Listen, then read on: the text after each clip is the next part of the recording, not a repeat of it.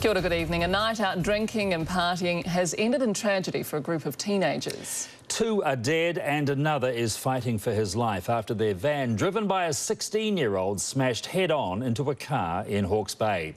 Police say alcohol was involved and are tonight sending a harsh reminder to young drivers: don't drink and drive.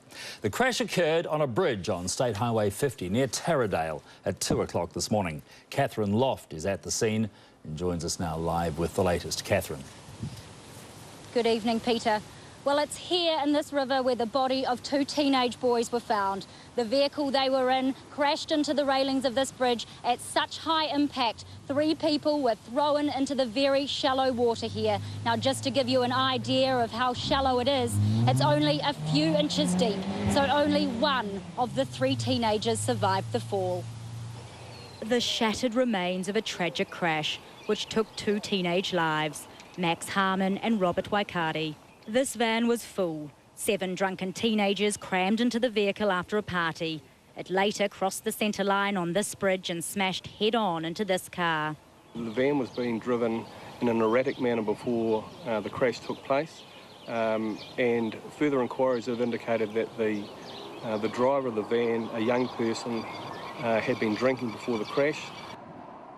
Grief setting in for school friends today as they face the grim reality of drinking and driving.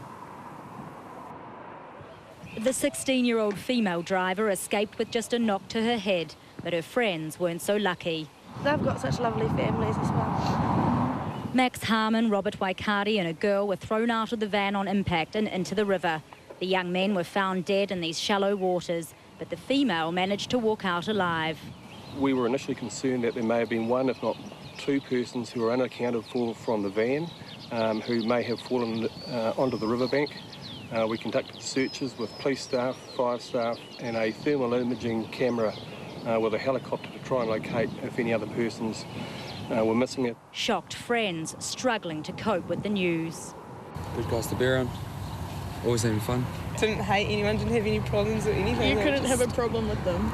The 5 surviving teenagers from the van were taken to hospital.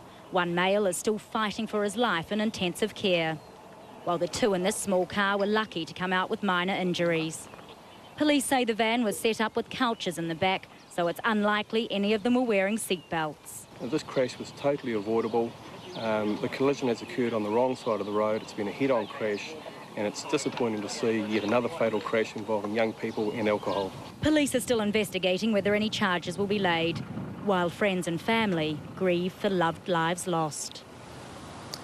Catherine, can you give us an update then on those teenagers who were injured?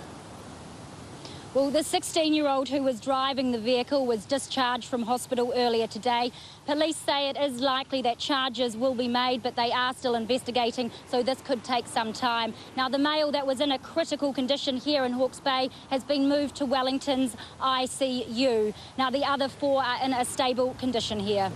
Thank you. That's Catherine Loft reporting from Hawke's Bay tonight.